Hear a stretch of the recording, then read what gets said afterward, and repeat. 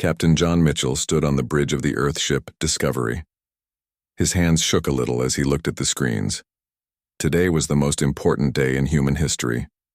They were going to meet aliens for the first time. "Are we ready, Dr. Chen?" John asked. Lisa Chen looked up from her computer. She was the best language expert on Earth. "The translation systems are working, Captain. But remember, we don't know what they will be like." The first alien ship appeared on their screens. It was beautiful. The ship looked like it was made of silver and gold mixed together. It moved without any sound. "Captain, they are sending us a message," said Officer Steve Brooks. John nodded. "Put it on the main speakers." What came through was not words. It was music, the most beautiful music anyone on the ship had ever heard. It filled the bridge with sounds that seemed to dance in the air. Each note was perfect. Each sound mixed with the others in a way that made everyone feel peaceful. Lisa Chen put on her headphones and started typing quickly. "Captain, this is amazing. They don't use words like us. They talk with music. Each sound means something." The music changed. It became a question. Even without understanding the exact meaning, everyone on the bridge knew the aliens were asking who they were. John cleared his throat. "This is Captain John Mitchell of Earth. We come in peace." His words were turned into sound waves and sent to the alien ship. But when they were changed into music, they came out all wrong. The beautiful harmony broke apart. Sounds crashed into each other. It was like someone had dropped all the instruments in an orchestra at once. On the alien ship, Ambassador Cora Lynn stopped singing. Her silver skin turned a worried blue color. She looked at her crew. "What was that terrible noise?" she asked in her musical language. Her second-in-command, Zelai, checked the instruments. "The new species tried to speak to us, Harmony Leader, but their words make our ears hurt." Cora Lynn thought for a moment. "Perhaps they are young. Perhaps they have not learned proper harmony yet. Let us try again." The alien sent another message. This time it was slower and simpler. Like teaching a child to sing, Lisa Chen worked hard to understand. "Captain, I think they are trying to teach us their language, but our voices don't work like theirs. When we try to copy them, everything goes wrong." John frowned. "Can't our computers fix this?" "I'm trying, sir. But it's like trying to play a piano when you only know how to bang on drums." Hours passed. Both ships tried to talk to each other. The humans tried to sing like the aliens, but it sounded terrible. The aliens tried to speak in human words, but they couldn't make the right sounds. On the alien ship, Cora Lynn was confused. "These beings make such chaos," she said to her crew. "But there is something strange. When they try to speak, I feel something new, something I have never felt before." Zelai tilted her head. "What do you feel, Harmony Leader?" "I don't know. It's like, when they make mistakes, it creates new patterns. Ugly patterns, yes, but also interesting ones." On the Earth ship, John was getting frustrated. "Dr. Chen, are we getting anywhere?" Lisa looked tired but excited. "Actually, yes, Captain. I think I understand something. They don't just talk with music, they live with it. Their whole culture is based on perfect harmony. And we must sound like noise to them. So what do? We need to think differently. Maybe we can find a way to mix our styles, use both music and words." The alien ship sent another message. This time it was not just music, there were images too. Pictures of their world, their people, their ships, all moving in perfect harmony. John smiled. "They're showing us who they are. Dr. Chen, send them pictures of Earth. Show them our music, our art, our cities." Earth sent its message back. Pictures of humans singing, playing instruments, building cities, but also pictures of storms, earthquakes, and chaos. On the alien ship, Cora Lynn watched the images with wonder. "Look at this," she said to her crew. "They have harmony too, but it's mixed with disorder. How can they live like this?" "Should we warn the Galactic Council?" asked Zelai. "These beings seem dangerous." Cora Lynn paused. "Wait. Watch this image carefully." They saw humans making music. Not perfect music, but music full of energy and life. Sometimes it was loud, sometimes soft. Sometimes many singers sang different notes at once, creating new sounds. "This is wrong by all our teachings," said Zeli. "But why do I find it interesting?" Coraline nodded slowly. "Yes, it should be ugly. But something about their chaos creates beauty too. Different beauty, but beauty still." Back on the Earthship, Lisa Chen made a discovery. "Captain, I think I know how to talk to them. We need to use math. Music is math. Harmony is math. Maybe if we show them patterns they can understand." John nodded. "Do it." Lisa sent a series of number patterns to the alien ship. Simple at first, then more complex. The aliens quickly understood and sent patterns back. Soon, they were exchanging ideas using numbers and simple pictures. It wasn't perfect, but it was communication. Hours turned into days. Both ships stayed together, trying to understand each other. Slowly, they began to make progress. But far away, at the center of the galaxy, the Galactic Council was watching. They saw the Earthship and the Melodian ship together. They saw the terrible sounds coming from the Earthship. "This is concerning," said the High Council leader. "The Harmonious Melodians are talking with these noisemakers." "Should we intervene?" asked another council member. "Yes, we must protect the galaxy from this chaos. Send a message to both ships. They must separate immediately." The message was sent across the stars. It would reach both ships soon, and then everything would change. On the alien ship, Coraline felt something strange. "Zeli, do you feel that?" "Yes, Harmony leader. A message from the council. They sound angry." "Read it."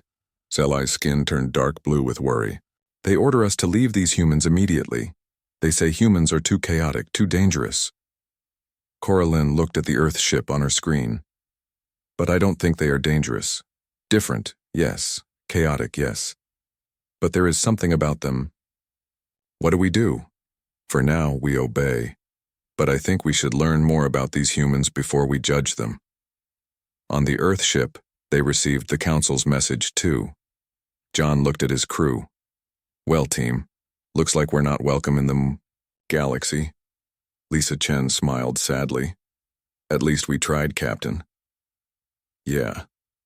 But something tells me this isn't over yet." As the two ships began to move apart, both sides felt something strange, like a song that was just starting to make sense, suddenly cut off. Neither humans nor Melodians knew it yet. But this first contact would change everything. The galaxy was about to learn that sometimes harmony and chaos together could create something neither could achieve alone. The Citadel station floated in the center of the galaxy. It was huge, built by hundreds of different alien species. Each part of the station was designed to be perfect. Everything moved in harmony. Everything had its place. Commander Steve Brooks stood at the window of the Earth delegation room. He watched alien ships coming and going, all moving in smooth patterns. Dr. Amy Watson stood beside him, reading from her tablet. "Steve, look at this," Amy said. "The Council has beings from over 5,000 different worlds, and they all follow the same rules. Perfect harmony, perfect order." Steve frowned. "And they think we're too messy to join them?" "That's what this meeting will decide." The door chimed. Ambassador Coraline entered the room, her silver skin showing, colors of worry. Behind her walked Zeli. "Commander Brooks, Dr. Watson," Coraline sang in her musical voice. By now they had learned to understand each other better. "I wanted to speak before the council meets." Steve turned. "Ambassador, thank you for coming. What can you tell us?" Coraline moved gracefully to a chair. "The council has decided humans are dangerous. They will vote to quarantine your world. No one will be allowed to visit Earth, and Earth ships cannot leave your system." Amy gasped. "They're going to lock us away? Forever?" "I fear so," Zeli added. "The council believes your chaos will spread. They think you will break the harmony of the galaxy." Steve clenched his fists. "This isn't fair. We just want to learn. We want to be part of the galactic community." Coraline's colors shifted to a soft gold. I know. That is why we are here. Some Melodians believe the council is wrong. You do? Amy asked, surprised. Yes. After meeting you, we began to think differently. Your music is strange to us, but it makes us feel new things. Your ideas challenge us to think in ways we never have before. Zelai nodded. We have lived in perfect harmony for thousands of years.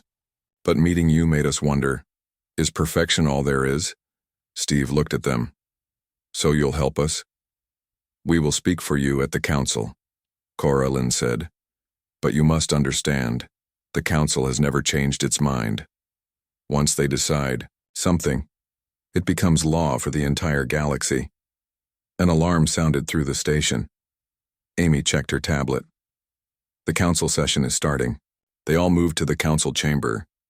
It was the largest room Steve had ever seen. Representatives from thousands of worlds sat in perfect rows. Each species had its own section, arranged by the type of harmony they produced. High Chancellor Vextar stood at the center. He was tall and thin, with blue crystal skin that rang like bells when he moved. We gathered to decide the fate of the beings called humans, Vextar announced. His voice created perfect tones that filled the room. They have made contact with our galaxy. We must determine if they can join us or if they must remain isolated. Coraline stepped forward. Harmony Chancellor, I speak for the Melodian Collective. We have observed these humans closely. And what have you observed, Harmony Speaker? They are chaotic, yes, but their chaos creates unexpected beauty. They think differently than we do. This difference could benefit us all. A murmur went through the chamber. Many species made sounds of disagreement. Representative Zixthor floated to the speaking area. His species was made of living metal. The crystalline Dominion disagrees. These humans disrupt proper order. Their very presence breaks harmony. We have recordings of their terrible sounds. He played the audio from Earth's first attempt to communicate. The harsh, discordant sounds filled the chamber. Many beings covered their hearing organs in pain. See? Zixthor continued. They cannot even speak properly. How can they live among us? Steve stood up from the human section. May I speak? Vextar paused. The accused may speak. Steve walked to the center of the chamber. Yes, we sound different. We think differently. We do things differently. But isn't that what makes life interesting? Chaos makes life difficult, Vextar replied. For 10,000 years we have maintained perfect order. Every species has its place, its role, its harmony. You threaten this balance. But what if balance isn't perfection? Amy Watson called out, standing beside Steve. What if balance needs both order and chaos? Laughter echoed through the chamber. Musical, laughter that sounded like wind chimes. Child species cannot understand galactic harmony, said another representative. You have existed for barely a moment compared to us. Zelai stepped forward then, which surprised everyone. Fellow council. Members, I am young by Melodian standards. I have lived only 300 of your years. But meeting humans has taught me something. The chamber quieted. Melodians were respected for their wisdom, even young ones. What is your observation, young Melodian? Asked Vextar. We have achieved perfect harmony. Our songs are flawless. Our society runs without conflict. But in meeting humans I realized something. We have not created anything new in 1,000 years. This statement shocked the chamber. Our perfection has made us still. Zelai continued. Humans, with all their chaos, create new music every day. New art, new ideas. They grow and change constantly. Coraline joined her young colleague. This is true. In just days of contact, they have challenged us to think differently. They have shown us patterns we never imagined. Perhaps we need some chaos to continue growing. Vextar's crystal skin rang with disapproval. You suggest we embrace disorder, break the harmony that has kept peace for millennia? I suggest we consider the possibility, Coraline replied carefully. The council debated for hours. Species after species spoke. Most wanted Earth quarantined, but a few, inspired by the Melodians, began to question. Finally, Vextar called for a vote. All those who favor immediate quarantine of the human world, sing your approval. The chamber, filled with harmonious sounds as most species voted. The sound was overwhelming, beautiful and clear. The humans were being locked away. Steve and Amy exchanged sad looks. Even with Melodian support they had lost. But then, Coraline stepped forward one more time. I invoke the tradition of deep consideration. The chamber went silent. Even Vextar looked surprised. That tradition has not been used in 3,000 years, he said slowly. But it still exists in our laws, Coraline replied. Before any species is permanently isolated, we must study them for one full cycle. Observe them in their natural state. Learn from them directly. Vextar consulted with other council leaders. Whispers of harmony filled the chamber. The tradition is still valid, he finally announced. But know this, humans and Melodians. If during this observation period the humans prove themselves to be as chaotic and dangerous as we believe, the quarantine will be permanent, and any species that supports them will face consequences. Coraline bowed. We understand, High Chancellor. As the council session ended, Steve approached the Melodian ambassador. Thank you for standing up for us. But you've put yourselves at risk too. Coraline's skin showed colors of determination. Sometimes, to find new harmony, you must risk the old. You have one cycle, one Earth year, to prove yourselves. Use it wisely. That night in their quarters, Amy and Steve talked about what had happened. We have 1 year to convince an entire galaxy that we're worth keeping around, Amy said. Steve nodded. No pressure, right? At least we have the Melodians on our side. For now. If we mess this up, they could lose everything too. Outside their own window, the Citadel station hummed with perfect harmony, but somewhere in that perfect sound something new was beginning to grow. A question that had never been asked before. What if perfection wasn't perfect after all? Days passed on the station. The human delegation worked with the Melodians trying to create a plan. Meanwhile, messages from Earth brought news of preparations for war, just in case diplomacy failed. In the Melodian quarters, Coraline and Zelai discussed their situation privately. Many of our people are angry with us, Zelai said. They say we risk everything for beings we barely know. Yes, Coraline agreed. But I feel something I have never felt before. When I listen to human music, even their mistakes, I feel curious. I want to know what comes next. I haven't felt that in centuries. Do you think we're doing the right thing? I think we're doing something necessary. The Council's harmony has kept us safe, but it has also kept us from growing. Perhaps these humans are the key to our next evolution. Or perhaps they will be our destruction. Coraline turned to her young colleague. All new songs begin with uncertainty, Zelai. We must be willing to risk the old melody to discover a new one. As night fell on the Citadel station, both humans and Melodians prepared for the challenge ahead. They had 1 year to change the mind of an entire galaxy. The clock was ticking, and the future of both their species hung in the balance. Unknown. To them all, in the dark spaces between stars, something ancient was stirring. Something that had been waiting for exactly this moment, when harmony and chaos would first begin to work together. The observation period would soon reveal more than anyone expected. General Paul Anderson stood in the Earth Defense Command Center. Screens showed every Earth ship and defense system. Red lights blinked across the boards. Something was wrong. General, we're getting strange readings, said Engineer Kate Morrison. She checked her instruments again. There's something moving at the edge of our solar system. Pirates? Paul asked. No, sir, this is different. These ships, they're bigger than anything we've seen. And they're not showing up on any Galactic Council frequencies. Across the galaxy, the same scene was repeating on hundreds of worlds.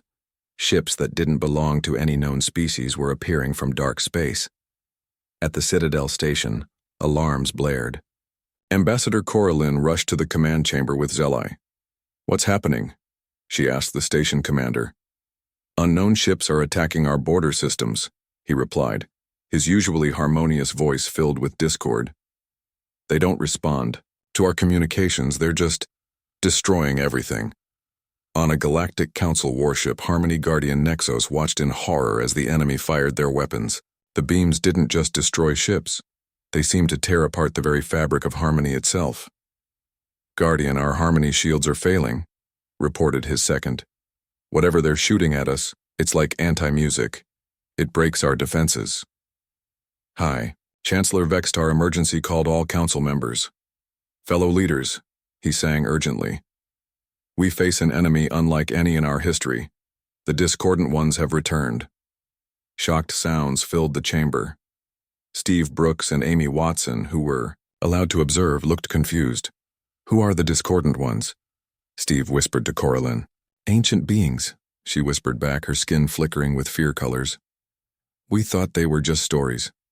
Legends from before the council began. They believe that all Harmony must be destroyed."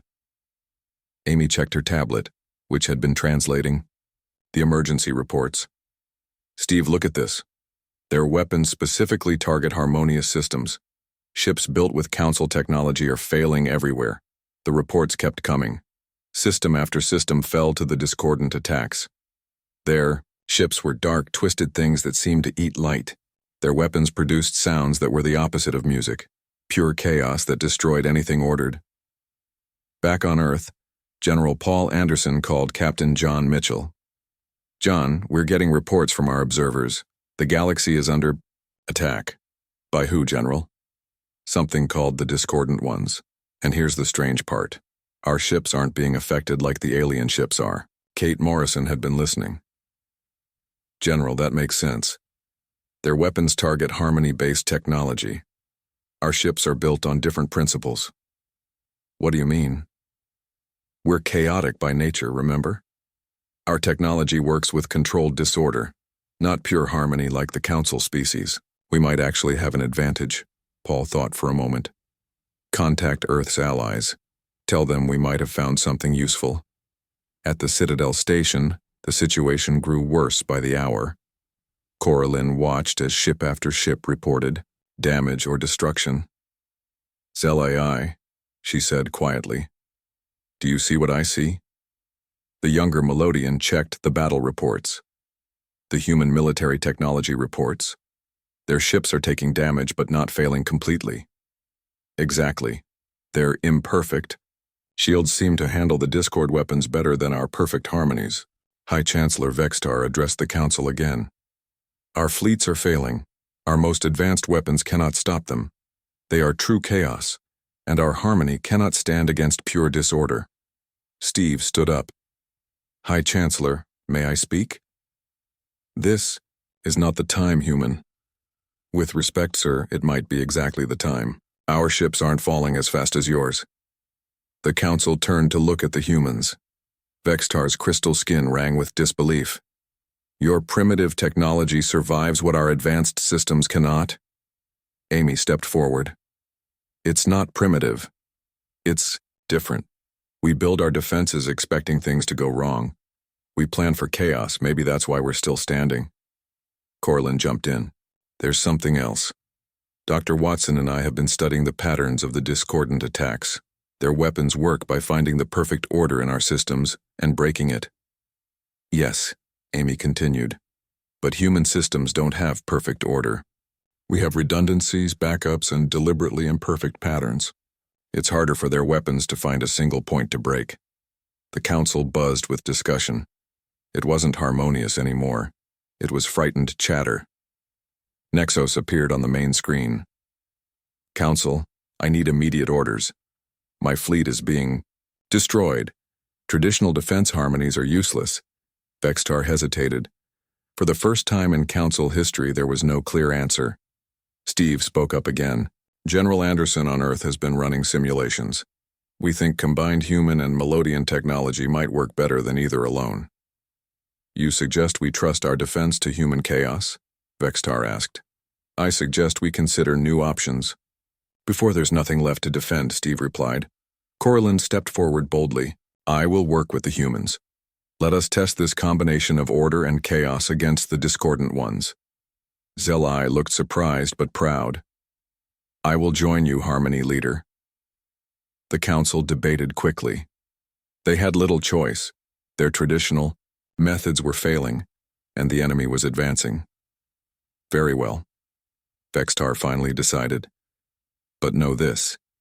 If your combination of human chaos and Melodian harmony fails, there will be nothing left to judge. You have permission to proceed. Within hours, Earth and Melodian ships began assembling for the first joint operation. Kate Morrison worked with Nexos to install human-style chaotic shields on Melodian ships. Meanwhile, Melodian harmony generators were being adapted for Earth vessels. This is strange, Kate said as she worked with the alien technology. Your power systems are so perfect, so ordered. But when we introduce our randomness patterns, the output becomes more flexible. Nexos. Finished. Less powerful in pure harmony, but more adaptable to interference. The first test came when a small discordant scout found them. Both human and Melodian ships opened fire together. The discordant ship's anti-harmony shields flickered, confused by the mixed signals of order and chaos. Direct hit, Kate reported, excitedly. Their shields couldn't handle the combination, but the celebration was short-lived. The scout sent a signal before it died. Soon, full discordant fleets were heading toward them. On the Citadel station, the council watched nervously. Species that had lived in perfect harmony for thousands of years now faced an enemy that could destroy their very way of life. How did we not see this coming? Asked a council member. Perhaps we were too focused on maintaining what we had, Coralin replied thoughtfully. We never prepared for something that could break our harmony because we never imagined such a thing could exist. Zelai added. Meeting humans showed us that chaos exists everywhere. Maybe we needed to understand it to survive it. The first major battle was approaching. Human and Melodian forces prepared together, their differences becoming strengths. Earth's general and the Melodian guardian coordinated strategies that combined human adaptability with Melodian precision. Remember, General Paul broadcast to all ships, our strength is in our differences.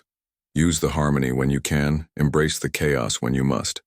As the discordant fleets approached, both humans and Melodians realized they were about to discover something profound. The enemy they faced was the living embodiment of chaos itself. Ironically, it would take both order and chaos working together to stop them. The battle was about to begin, and the fate of the galaxy hung in the balance. Everything the Council had built over thousands of years, all their perfect harmony, would be tested by beings who had mastered the art of discordant destruction. But now, for the first time, the forces of order weren't facing the forces of chaos alone. They had new allies who understood that sometimes a little bit of disorder was exactly what perfection needed. The enemy was pure chaos. The defenders were learning to be something new, a balance of harmony and discord that neither species could have achieved alone. The war for the galaxy's future had begun. 6 months after the end of the war, President Claire Bennett stood at the window of Earth's first permanent embassy on the Citadel station. Below her, the central plaza was filled with beings from dozens of species. Human children played with young Melodians, their laughter mixing with harmonic songs. Former discordant entities had set up what they called chaos markets, where they sold items that combined perfect order with delightful unpredictability. Quite different from my last visit, said a familiar voice behind her. Claire turned to see Admiral Jack Miller entering the room. Jack had commanded the combined fleet in the final battle against the last holdouts of the purely discordant forces, those who couldn't accept peace between order and chaos. Admiral Miller, Claire, smiled. Or should I say hero of the cosmic dance, as the Melodians like to call you, Jack laughed. I prefer just Jack, Madam President. The war taught us all that titles aren't as important as understanding. They walked onto the balcony, watching the plaza below. A group of young beings from various species was practicing something called fusion fighting, a combat art that combined Melodian harmony with human unpredictability and discordant energy manipulation. Have you seen the latest reports from the outer territories? Jack asked. The farming systems, Claire replied. Yes. Using all three approaches together has increased food production by 40%. The Galactic Council is amazed. They're amazed by everything these days, Jack observed. The old council members especially. Some of them are struggling to adapt. Below them, a familiar figure approached. Supreme Harmony Lexara, once known as Corallin, glided across the plaza. Her silver skin now showed patterns that shifted between order and chaos, never settling into perfect symmetry but always beautiful. Ah, our Earth friends, Lexara said as she joined them on the balcony. I bring news from the homeworld. The Melodian Collective has officially changed its governing structure. Oh? Claire asked with interest. Yes. We no longer seek perfect harmony in decision-making. Our new councils deliberately include voices of discord. We have learned that decisions made in perfect agreement are often decisions that don't account for change. Jack nodded. That's what human democracy has always been about, managing disagreement constructively rather than eliminating it. Indeed, Lexara's skin glowed with warm colors, and our culture has become richer for it. Our music, our art, our science, everything has exploded with new possibilities. Claire checked her tablet. Speaking of science, I see the joint research station has made another breakthrough. The quantum harmony generator? Lexara asked. Yes, combining human chaos theory with melodian harmonic mathematics has opened up entirely new branches of physics. A chime sounded through the embassy. They were being called to witness a special announcement. In the main council chamber, high, Chancellor Vextar stood, or rather floated as his species did, prepared to address the gathered representatives. Citizens of the galaxy, he began, his voice no longer seeking perfect tonal harmony, but now carrying the richer texture of someone who had learned to speak with imperfection. Today marks one Earth year since the official end of the discordant war. But more than that, it marks the birth of something unprecedented in galactic history. The chamber, which once would have hummed with uniform agreement, now buzzed with various sounds of interest and attention. We have learned, Vextar continued, that our thousands of years of perfect harmony made us strong but also made us rigid. When faced with pure chaos, we nearly shattered. It was the joining of three unlikely allies, the chaotic humans, the harmonious melodians, and the discordant ones themselves, that saved not just our lives but our way of thinking. He gestured to a display showing star maps. Today I am pleased to announce the opening of the Trilateral Academy. This institution will train beings from all species in what we now call dynamic balance, the art of using both order and chaos to create stability that can adapt.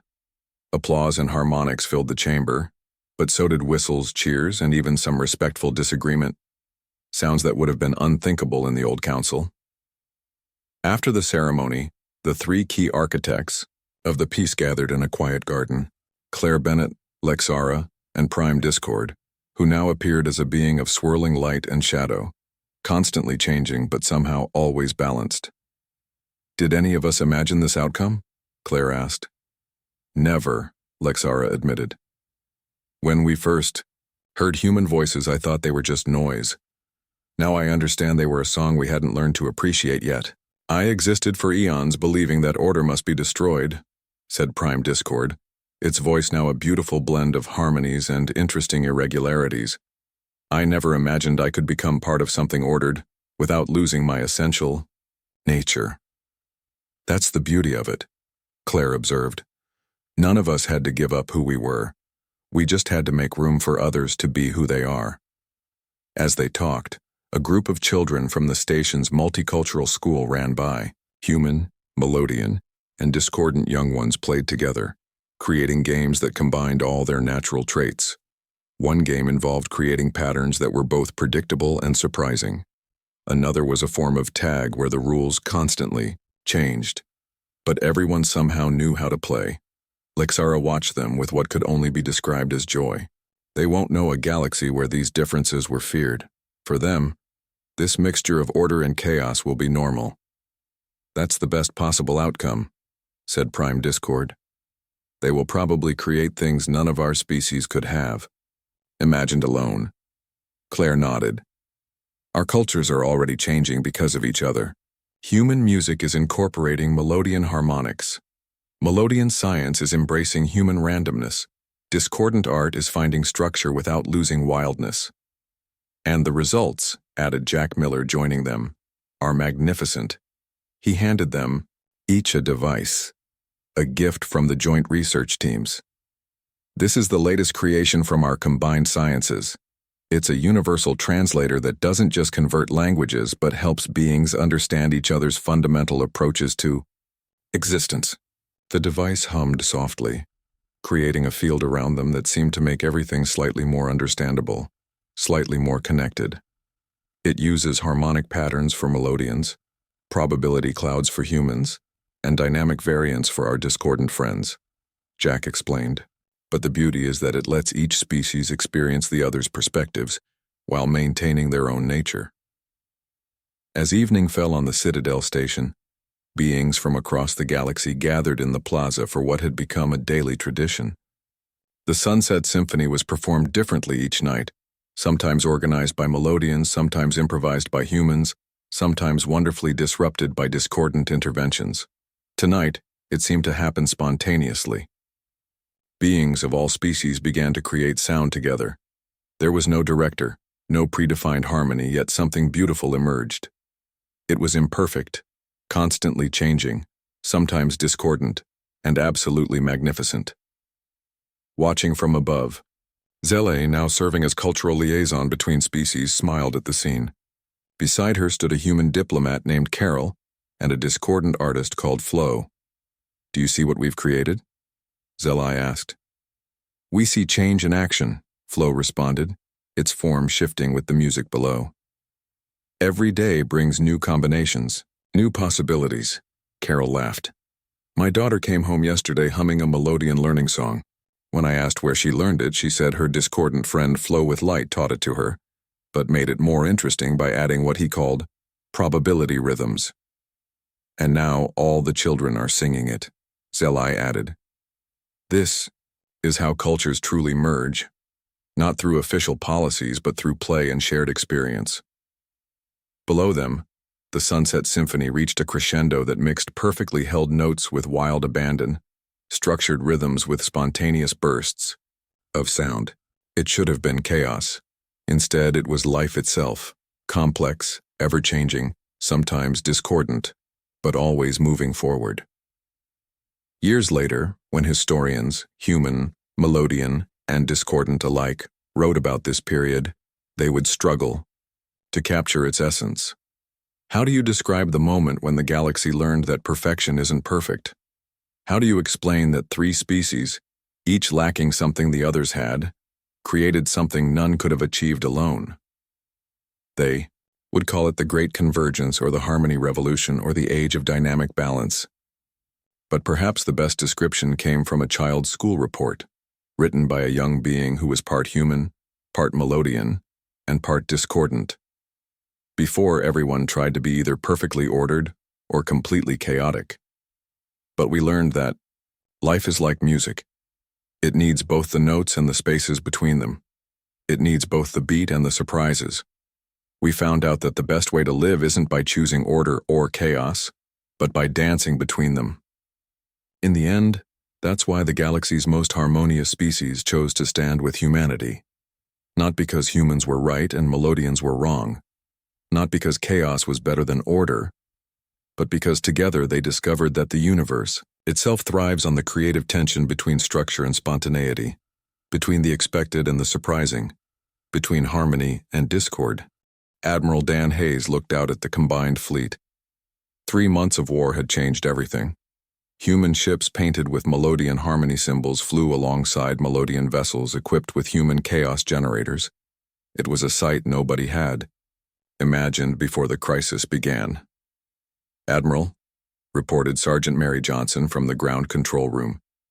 "We have confirmation from the surface teams. The joint training exercises were successful." Dan nodded. "How are the melodians handling human combat tactics?" "Better than expected, sir. Harmony warrior Crixla has adapted remarkably well. The Melodians are embracing what they call controlled discord.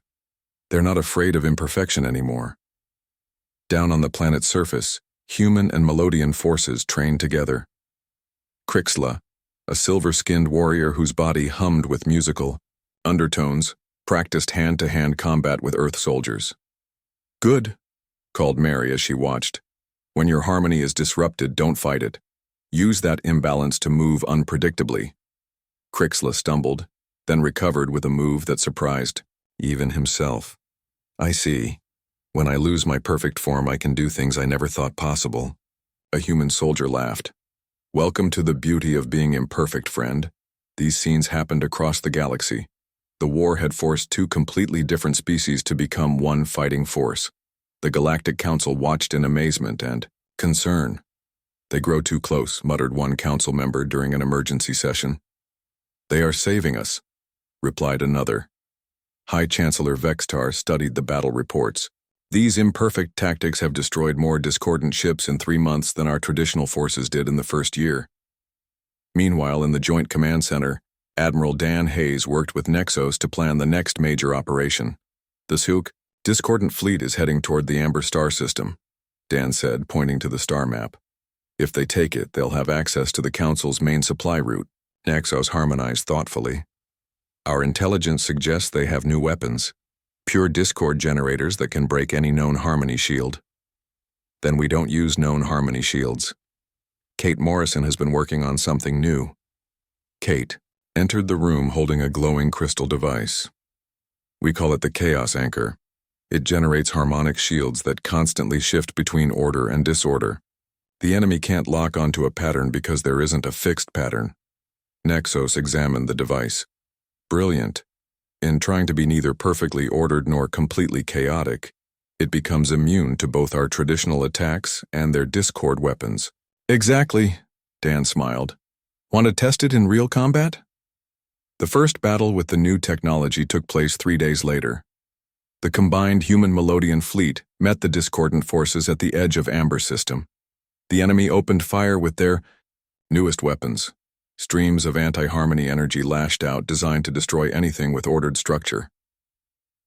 "Chaos Anchor's online," reported Kate from the flagship. "Shields are fluctuating perfectly." The discord fire hit the shields and scattered. Like water hitting a constantly changing surface, the enemy's weapons couldn't find a solid pattern to break. "Now it's our turn," Dan announced. "All ships, engage with combined fire." Human lasers and Melodian harmony beams fired together. The mixture of ordered and chaotic energy created something neither species had seen before. Where the beams met, they formed spirals of power that seemed to dance through space. "Admiral, we're getting strange readings," reported a technician. "Our combined fire isn't just damaging the enemy ships, it's converting them." On the monitors, they watched as discordant ships began to change. The dark, twisted metal started to glow. The terrifying sounds they emitted began to include notes of harmony. Dan looked at Nexos. "Are we changing them back into something ordered?" "No," the Melodian Guardian realized. "We're showing them that order and chaos can coexist. We're not destroying their chaos or forcing harmony upon them. We're creating balance." The battle turned. One discordant ship actually stopped firing and sent a communication. "We do not understand," came the message in a voice that mixed terrible discord with emerging harmony. "Your pattern, it includes our chaos but also negates it." "How?" Dan responded. "We learned that fighting chaos with pure order doesn't work, just like fighting order with pure chaos fails. But when we combine them, you become something new," Nexos added. "Something stronger than either alone." The discordant ship's form continued to change. Its dark metal became silver and black swirls.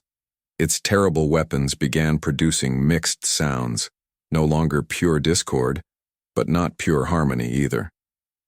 "We wish to understand this balance," the ship communicated. News of the event spread quickly through both fleets.